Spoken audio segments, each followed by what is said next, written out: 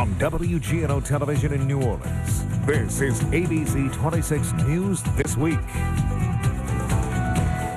Welcome to ABC 26 News This Week. I'm Michael Hill. Senator David Vitter talked to us for the first time face-to-face since before he apologized for a serious sin when his name appeared in the D.C. Madam's phone records. Glenn Boyd talked to Senator Vitter after the senator spoke at a luncheon in New Orleans last week. You told me earlier you plan to run again, right? Oh, sure, absolutely. What do you say to those Democrats who asked you to step down? What do you say to them? Well, look, I know a lot of people are playing politics, and as you say, those folks are Democrats, and they have a right to express their opinion. I'm just focused on really doing the job in front of me the best I can possibly do, focusing on the issues that are so important to our recovery and issues that are important to Louisiana citizens around the state: job creation, health care, and obviously our recovery from the storms. About the presidential, you with McCain? Sure. Our whole Republican delegation from Louisiana has endorsed John McCain, and I think he's doing very, very well. I certainly expect him to carry Louisiana. John Kennedy's going to run against Mayor Landrieu. Right. You plan to try to help him, or? Well, yes, I already am. You know, I'm helping host a fundraiser in Baton Rouge for him soon with Governor Jindal, and President Bush is coming in for that. So clearly that's going to be an important race, and obviously that's going to be up to the voters all across Louisiana. So far, how is the governor stacking up, you think? Well, I think Governor Jindal's doing a super job. He's had two enormously successful special sessions, got a lot of his top priorities done, first with ethics reform and then with certain one-time spending items and reform. So I think he's off to a great start. There's talk in Baton Rouge that Jay Dardenne's considering a run against you.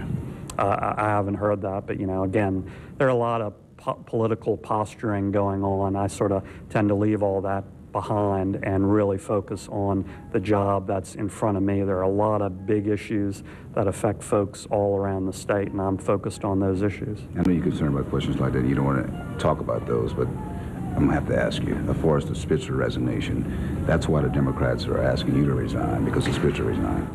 Maybe. Of course, most of them were asking beforehand, so it's just, you know, sort of the excuse du jour. And again, they can play politics, they can do all that. I'm going to stay focused on the issues that are really important to folks in Louisiana. You think he should have resigned? You know, I'm focused on the job that's in front of me. All right, one last question. Thanks, Glenn. Good seeing you. Let me ask you this question. Do you plan to testify in the D.C. Madam case? Well, our political analyst, Jeff Crouere, joins us. Now, Jeff, thank you very much. How can he just dismiss this as politics du jour? Well, I mean, I think that's his line.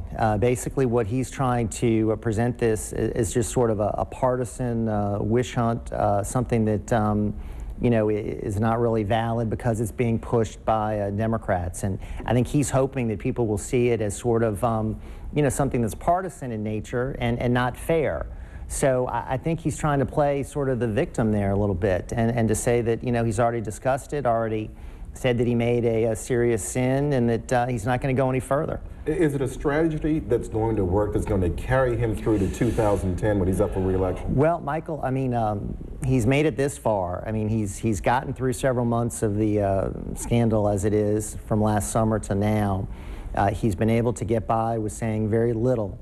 Just talking about it as a serious sin. He has not really delved into any details, admitted any, you know, law breaking, really given us any clue as to what he might have been involved with either here or Washington, D.C. Now, this could all change if he's called to testify in the trial of the D.C. Madam, which there's a possibility he might.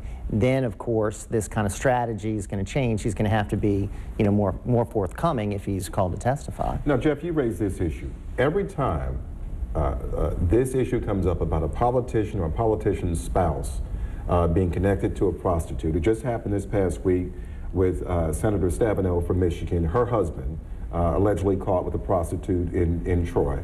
in Troy, Michigan. And then here we are again. This is not going to go away for Senator David Vitter. No, and I think that is clear that it's not. The Democrats are not going to let it go away. And is the it Democrats affecting him at all in terms of his ability to do his job and to lobby for the state? I think it has. I mean, I think you know, his power ranking has certainly suffered. Recently, Congress.org did a listing. He's 85th out of the 100 in Congress.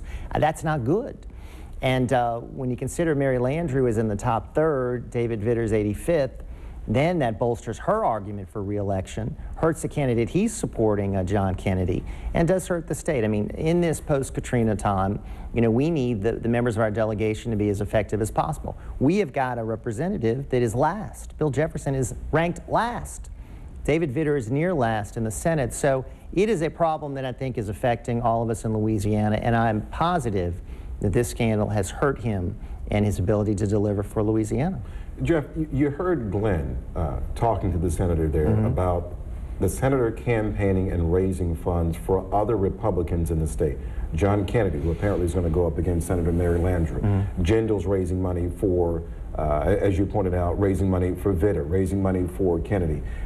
Are the other Republicans in the state going to be tarnished at all? Apparently they don't feel they will be by Senator David Vitter coming out for them. Well, I mean, I think if they see their poll numbers starting to hurt, certainly they will back away. I mean, what we've seen so far is all the senators in Washington pretty much have, on the Republican side of the aisle, have really rallied behind Senator Vitter. They gave him a standing ovation when he went back there.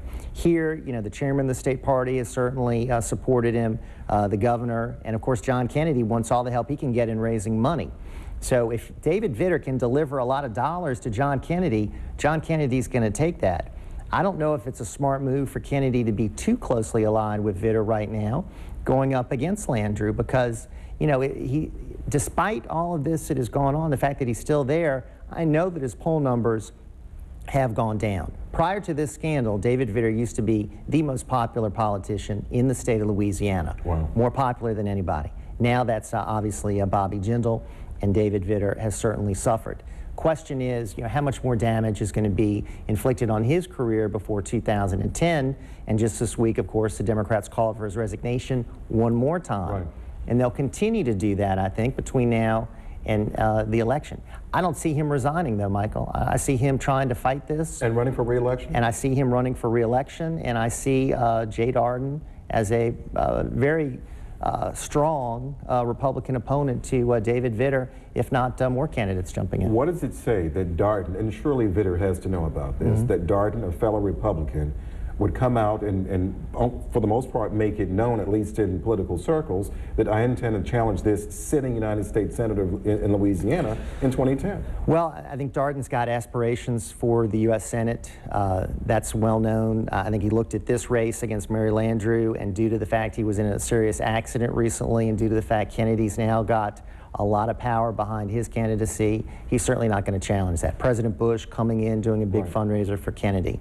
So I think he sees his best opportunity not going against Kennedy and Landrieu, but going against David Vitter, a weakened David Vitter in 2010. Let's add to that Charlie Malosaw, who I think could be a viable Democratic candidate. So all this, I think, will start really getting a lot more attention once we get past the 2008 election. I think you'll start seeing, you know, some groundwork being laid in 2009 for a serious challenge to Senator Vitter. But in the meantime, Vitter is just going on. This is the first time, as I pointed out, this is the first time he has talked to us probably since the spring of last year. And let me just say, I think the media has a responsibility to ask questions like Glenn did. I mean, Glenn did get information that I haven't seen on other media outlets because he asked the questions. And I think the media has a responsibility to continue doing that. Why do you think, then, since you raised this issue, why do you think the media in this town have not done that? And I'll give you an example. Glenn cornered the senator. He obviously did not want to talk to the senator. He went over and talked to a competing station. The news director of that station never once asked the senator about the prostitution scandal.